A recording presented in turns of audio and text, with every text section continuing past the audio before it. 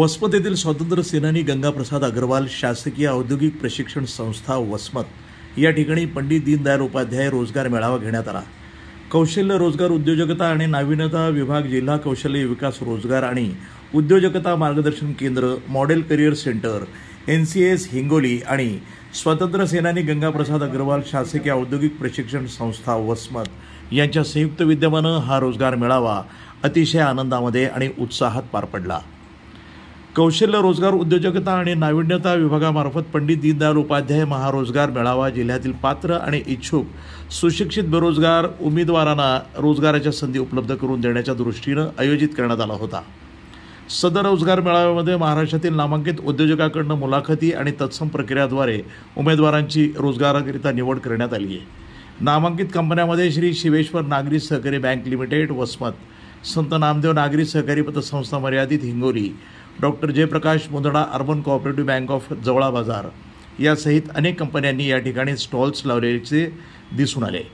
यावेळी या कार्यक्रमाच्या उद्घाटन प्रसंगी कार्यक्रमाचे अध्यक्ष म्हणून ITIचे प्राचार्य संजय कोंडावार हे होते, तर प्रमुख पाहुणे उपविभागीय अधिकारी विकास माने हे होते।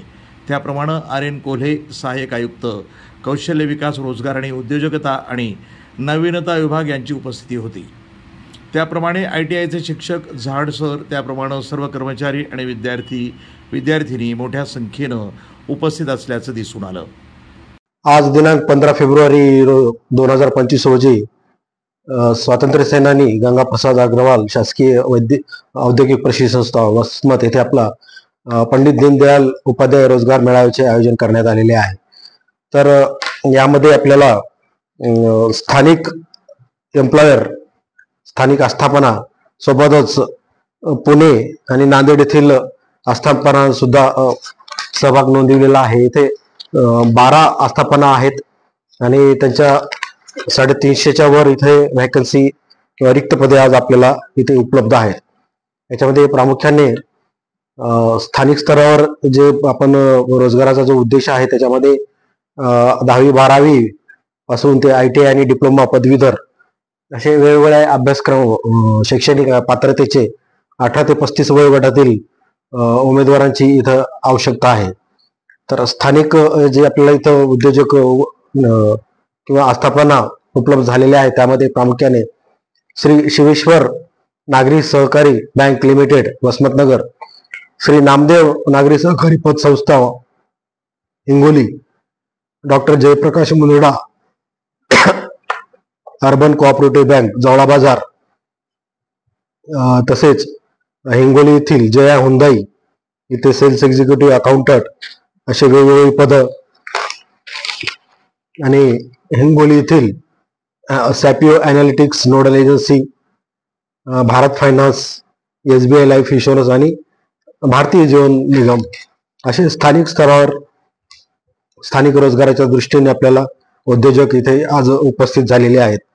तसेच नांदेड येथील इसाफ कोऑपरेटिव्ह मायक्रो फायनान्स आणि पुणे येथील क्वेश कॉर्पोरेशन असे वेगवेगळ्या स्तरातून वेगवेगळ्या शैक्षणिक अर्हतेचे आपल्याला रोजगार इथे संधी उपलब्ध झालेली आहे। तर मुलांना काय आव्हान कराल?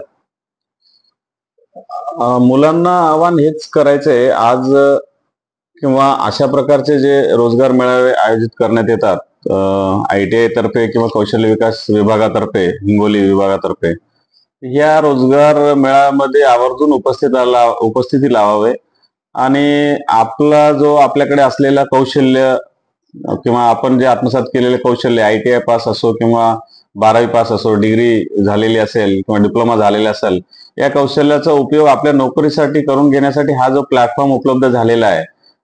नेहमी आपल्या हिंगोली जिल्ह्यामध्ये कौशल्य विकास विभागातर्फे असे रोजगार मेळावे घेत असतात आणि ITI तर्फे सुद्धा कॅम्पस इंटरव्ह्यू आम्ही घेत असतो। आमच्या दोघांच्या संयुक्त विद्यमाने जे काही मेळावे घेतात तर ह्या मेळाव्याचा पुरेपूर उपयोग जे बेरोजगार, सुशिक्षित बेरोजगार उमेदवार आहेत त्यांनी घ्यावा आणि वेगवेगळ्या प्रकारचे आस्थापना इथे येऊन त्यांच्याकडे असलेल्या वेगवेगळे पद भरण्यासाठी त्यांची तयारी असते। विद्यार्थ्यांची फक्त काम करण्याची मानसिकता तयार झाली पाहिजे आणि बेरोजगारी कमी करण्यासाठी त्याचा मदत होईल आणि विद्यार्थ्यांनी नेहमी पॉझिटिव्ह राहून काम करण्याची तयारी असेल तर रोजगार नक्कीच मिळतो. आणि माझं असं आव्हान आहे आपल्या वसमत किंवा हिंगोली जिल्ह्यातील उमेदवारांना किंवा विद्यार्थ्यांना, त्यांनी रोजगार उपलब्ध होण्यासाठी असे जे प्लॅटफॉर्म येतात, रोजगार मेळावे होतात, आवर्जून उपस्थित लावून आपण रोजगार आत्मसात करावे.